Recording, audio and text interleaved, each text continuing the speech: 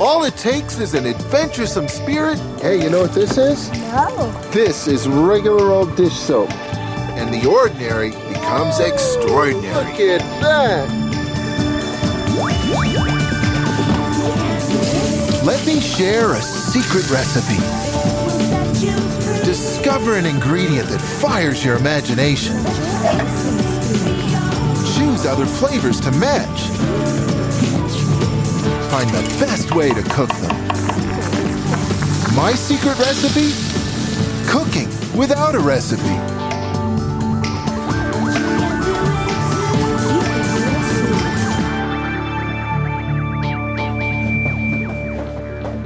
If I've learned anything as a chef, it's that the best food is always the simplest food.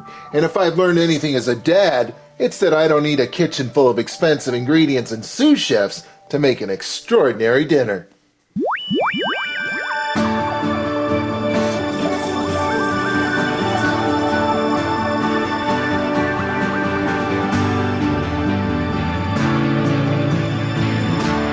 I'm in the mood for simplicity. So what could be simpler than pasta and tomatoes? Ordinary ingredients until you mix in your own creativity and make them extraordinary. Now, just about every flavor in here is shown up in a tomato sauce once or twice. Olives, clams, even mustard. Anything in here is fair game when I'm flavoring a tomato sauce. But more often than not, I begin with bacon. Some flavors just go together naturally. Here's almost everything I need to make a great, simple tomato sauce. Really, the only thing missing is some heat. What really makes a tomato sauce sing is how you treat the ingredients. That looks like some flavor.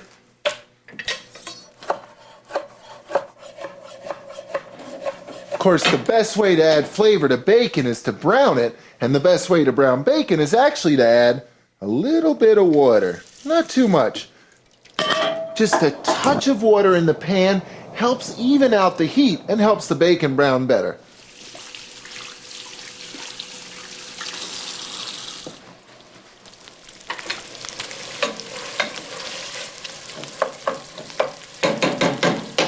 Now, onion is the kind of ingredient that always gets taken for granted, but the easiest way to elevate its status is to simply cut it into tiny little pieces that evenly distribute flavor throughout the sauce. Cut it in one direction, and then cut in the other direction, just like that. Look at all that flavor. But the bacon's not fully brown yet, so I'll just let that go for a few minutes more while I get some garlic ready. So how much garlic should you add to a tomato sauce? Well, it's really up to you. If you like garlic, add a lot. If you don't like garlic, don't add any. But whatever you do, don't worry about the recipe. It's your call, which for me means the whole head. Now, bacon fat tastes pretty dandy, but that might be just a little bit too much flavor in that pan right now. I always like to pour off as much bacon fat as I can before I add onions and garlic. That's a little better. There's plenty of fat left in there to brown these onions off a bit before I add the garlic. I always like to add the garlic last because garlic burns a lot faster than onions will. Okay, garlic, your turn.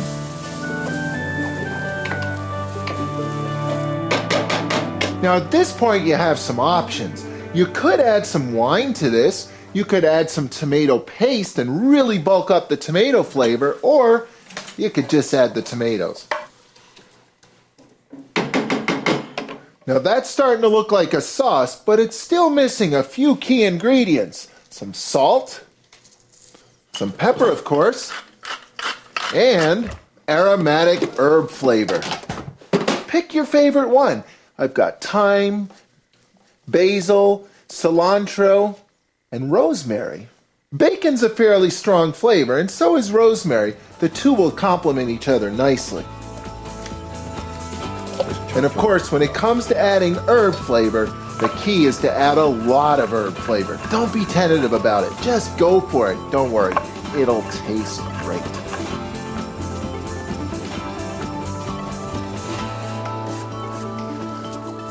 And that's how you make your own homemade personalized pasta sauce and turn the ordinary into the extraordinary, which I can do with dessert too, but not with this extraordinary mess. Now, if your kitchen's anything like mine, you probably don't make desserts every day. I mean, I don't have a pastry chef working for me here, so I tend to look for simple, easy desserts that only make it look like I have a pastry chef working for me here. With some frozen berries and just 2 other simple ingredients, you can make some pudding. All you need is orange juice, or any juice for that matter. Orange juice, apple juice, berry juice, whatever you have. And my secret ingredient, cornstarch. This is 1 pound of assorted frozen berries, and then 2 simple cups of juice. Here's 1 and 2. And then I'll simply bring all of this up to the simmer and then add the cornstarch. But you know what? That already looks extraordinary.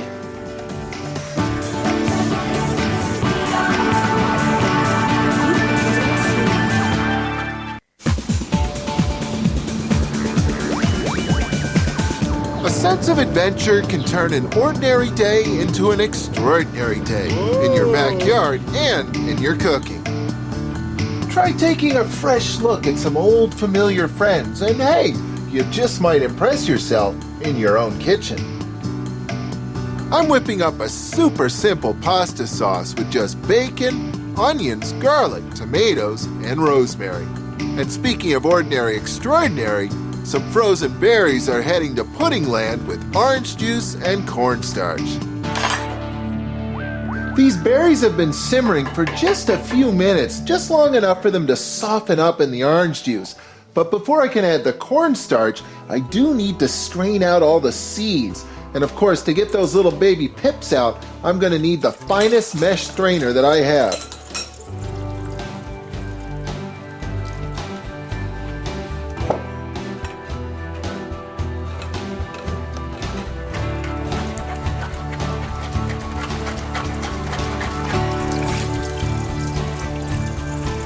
And now I'll simply dump this right back into the pot, but not all of it. I'm going to save a little bit behind, and I'll use this to dissolve the cornstarch. Because if I added the cornstarch directly to the hot liquid, it would clump up and I'd get lumps, and I definitely don't want those. There's 2, 3, and 4. More than enough to thicken up the juice from a pound of berries. I'll just stir this together. Now this is called a slurry, and it's worth taking a second to get this nice and smooth. And as soon as it's nice and smooth, I'll stir it right back in with the rest of the juice. So at this point I'll simmer for a few more minutes until I can see that the berry juice has really thickened up. It's not quite there yet, but it'll happen fairly quickly. You'll know when it does. You'll be able to see it. You'll be able to feel it with your spoon. It'll get nice and thick, just like this. So the next step is to simply cool this down. Of course, I'll jazz it up a little bit with a special glass. And once these cool down and set into nice firm puddings, no one will ever guess that you used only 3 simple ingredients: berries, orange juice, and cornstarch. Now, speaking of ordinary extraordinary, let me introduce you to an old friend of mine, my house salad bowl. To fill this up, everything but the kitchen sink is fair game, but a great salad always has 3 simple parts. The greens, of course, a dressing, and a garnish or 2. A simple head of romaine lettuce. Just tear it, drop her in. Now, what about a dressing? Well, doesn't look like my house dressing's going to make the cut today. But I do have a full jar of salsa. Now I know that's a little bit different, but this would make a great dressing, and it's easy to make too. For a zippy salsa that's deliciously dippable and full of bright bite, begin with meaty plum tomatoes. Slice them in half and toss with a chopped onion or 2, a handful of garlic cloves, and a few generous splashes of olive oil. But don't stop there. Intensify and deepen the tomatoes flavor by roasting the works in a 350-degree oven for an hour or so. Simply toss everything into your food processor along with a jalapeno pepper, the juice and zest of 2 limes, a handful or 2 of cilantro leaves, and of course, a sprinkle of salt. Pulse until combined, and get your chips ready.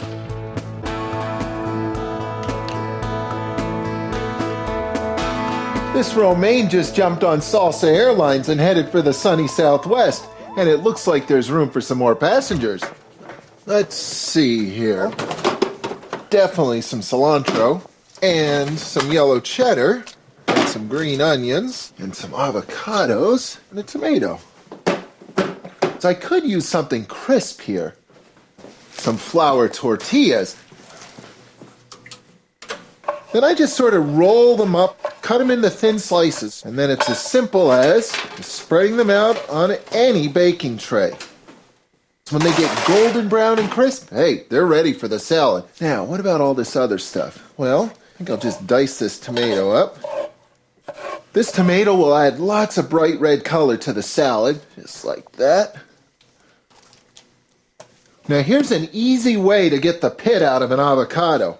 Simply take your knife, cut right in. You'll feel the pit. You'll know when you're there. I'm actually cutting all the way around that pit. Then twist. Out it comes. Nice quick hit here. Don't be hesitant. Turn and out it comes. And then, just like that. Okay. Then, with a big spoon, just sort of slip right down inside that skin. And the whole avocado pops right out. Works every time. Now for the rest of these bright flavors, I think I'll just grate some of this cheddar right on in. And of course, you could use just about any cheese you have in a salad. That looks like enough. Now, some sharp green onion. Actually, you know what? There's plenty of green in that salad. Maybe I'll use a red onion instead. And of course, for this to truly be a Southwestern style salad, it needs cilantro. And now for the tortillas, which really don't take very long to crisp up in the oven. Now that's a good looking salad. Hey, with ideas like these, you'll be well on your way to an extraordinary supper with ordinary ingredients.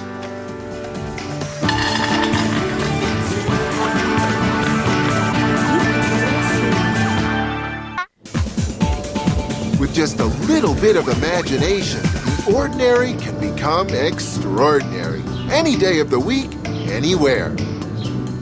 So just like I do every day, I'm cooking with simple ingredients, which is a great opportunity to let the ordinary inspire the extraordinary. Like a simple pasta sauce with bacon, onions, garlic, tomatoes, and rosemary. Or a simple dessert from frozen berries, orange juice, and cornstarch, and a house salad with a Southwestern twist. Now, I just need to make an extraordinarily straightforward vegetable dish.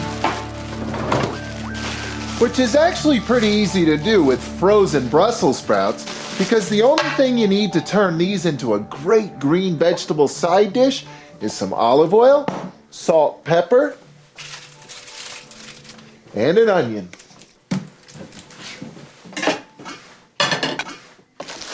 I really wasn't a big fan of Brussels sprouts when I was a kid. And as a prep cook, I really didn't enjoy peeling whole bushel baskets of them either. But as a home cook, I loved their earthy flavor and their frozen green convenience. Just dice up an onion, add a little bit of salt, pepper, and a generous splash of olive oil. Look at that. Vegetables from the freezer, tomatoes from a can, pasta from a box. Sometimes extraordinary flavors can be found in ordinary places. You just have to know where to look.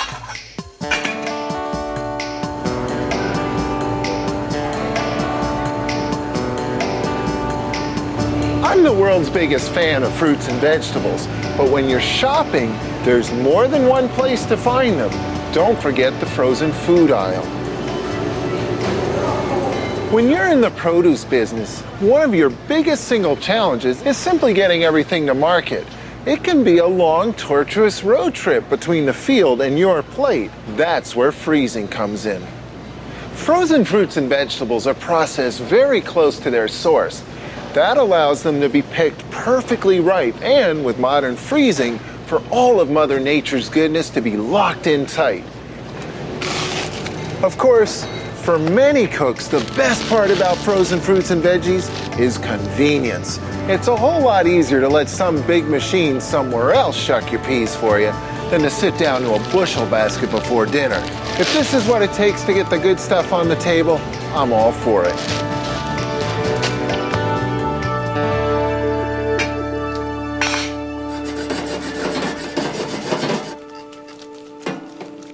Look at those beautiful colors, bright green, bright red in the sauce. Actually, some red would look good with those Brussels sprouts too. Dried tomatoes. These actually aren't dried in the sun. Sun-dried tomatoes are actually dried in kilns or ovens, but really that doesn't matter. What matters is drying concentrates their flavor.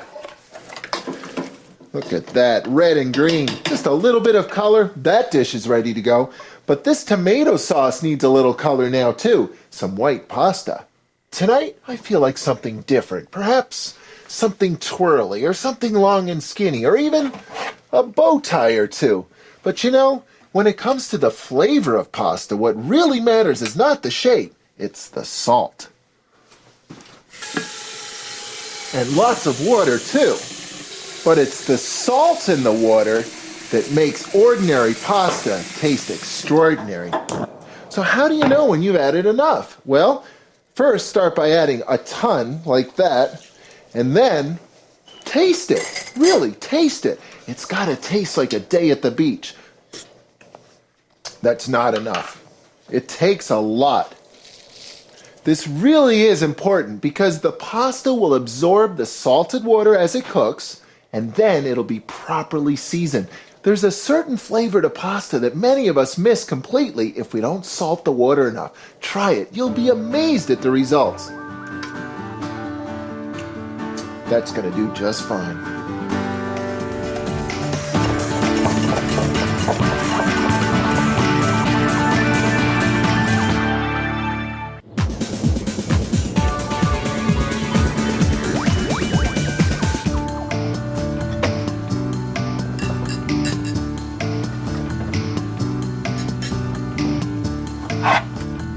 You know, in cooking and life, simple really is best, which is why it's so easy to transform everyday ingredients like raspberry jelly and cream into memorable flavors.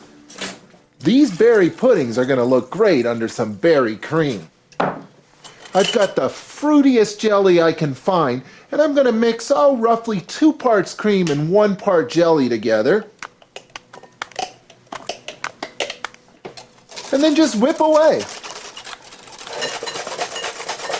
Put enough raspberry jelly into this cream and you won't even need those puddings.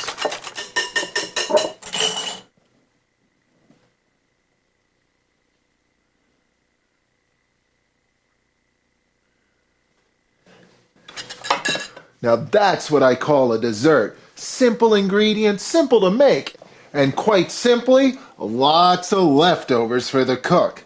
But unfortunately, I don't think there's going to be too many sunny southwestern flavors left over today. This salad is looking good. It's time to toss all these flavors together. Salsa, romaine, avocado, tomato, crunchy chips. Now, is that pasta ready yet?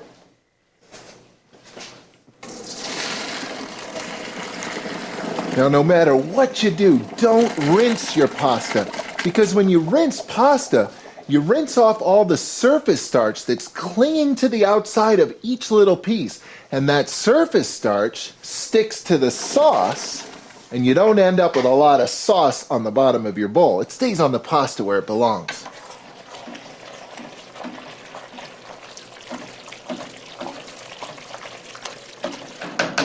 The only thing left to do here is to grab a fork or a big spoon so I can put the pasta in a bowl and then grab a big fork. Look at that.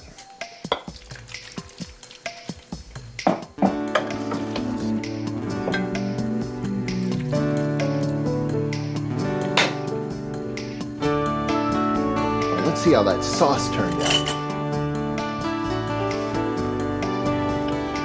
Ah, bellissimo. You know, if I've learned anything about the kitchen, any kitchen, it's that opportunity awaits. Look in your fridge, check out your shelves, because it only takes a little bit of imagination to fill your family's table with flavor and turn the ordinary into extraordinary. Here we go. Yay. Can you give me some of those on my pasta? Those are called Brussels sprouts. You like it? Is it good? I'm being the first one done. You are. Would you like some salad? Guess what I use for a dressing? What? Salsa. Delicious. I can get it faster than you. On your mark, get set, go! All right. This is extraordinary. So are you. Thank you.